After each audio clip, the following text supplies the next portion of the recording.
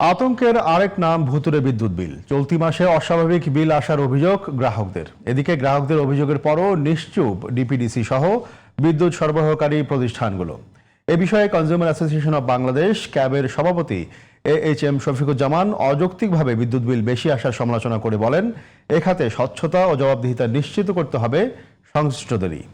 বিস্তারিত আহমেদ অনিকের রিপোর্টে। শেকড় থেকে শিখরে আমার এই মাসে বিল আসছে ৭,৭৯০ টাকা। অতীতে কখনো এত বিল আসে নাই, কিভাবে বিল আসলো, এটা হলো আমার প্রশ্ন। রাজধানীর আজিমপুরে ডিপিডিসি অফিসে বিদ্যুৎ বিল দিতে এসে এভাবেই ক্ষোভ ঝাড়েন এই গ্রাহক।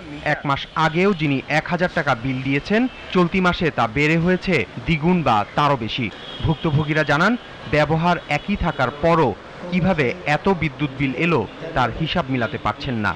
অনেকে অভিযোগ করেও কোনো সমাধান পাচ্ছেন না, আবার কারো কমে যাচ্ছে বিল। ৯,০০০ টাকার মতো আসছে, এটা ঠিক করার মতো ৫,০০০ সামথিং আসছে। একই ইউজ করে বেশি আসছে। আমরা শুনেছি গভর্নমেন্ট বিল বাড়িয়েছে। গত মাসে ৫-৬ এরকম আসতো, এমন আসছে ১০,৬২০ টাকা আসছে। প্রিপেড গ্রাহকদেরও একই অভিযোগ, মিটারে রিচার্জ করা টাকা শেষ হয়ে যাচ্ছে নিমিষেই। এছাড়া নানা অজুহাতে বিভিন্ন চার্জ নেয়ার প্রতিবাদও করেন তারা। বিল তো এমনভাবে কাটতেছে যে আগে যা কাটতো ডাবল হয়ে যেতেছে। প্রতি মাসে ৬% ভ্যাট কাটে, যে টাকা ঢুকামো ওই টাকার উপরে ৬% করে ভ্যাট কাটে। এখানে আমি টাকা ঢুকাই ৩০,০০০ টাকা, আমার টাকা দিয়েছে মাত্র ২৮,৭০০ টাকা। এই ভ্যাট, এই রেন্ট, এই ডিমান্ড চার্জ, এইটা ওইটা বাবদ কিন্তু আমাদের অনেক টাকা চলে গেছে। অভিযোগ দিতে আসছি কিন্তু কোনো কাজ হচ্ছে না। ক্যামেরার সামনে কথা না বললেও ডিপিডিসির কর্মকর্তারা জানান, জুনে বিদ্যুতের দাম বাড়ায় এসেছে বেশি বিল। এ বিষয়ে কনজিউমার অ্যাসোসিয়েশন অব বাংলাদেশ ক্যাবের সভাপতি বলেন, দাম বৃদ্ধির কারণে বিল বেশি আসার বিষয়টি যৌক্তিক নয়।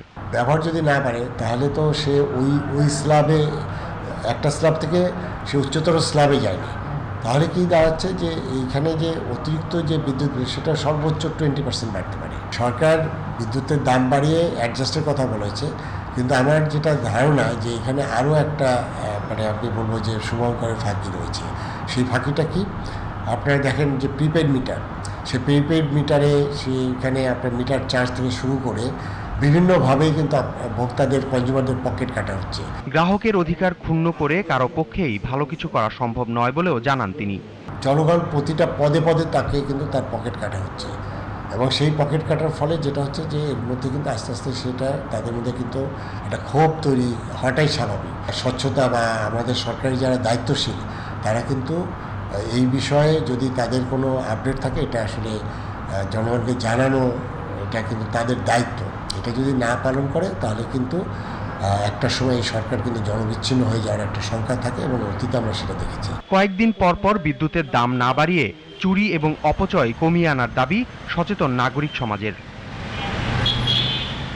আহমদ অনিক, জিটিভি নিউজ, ঢাকা।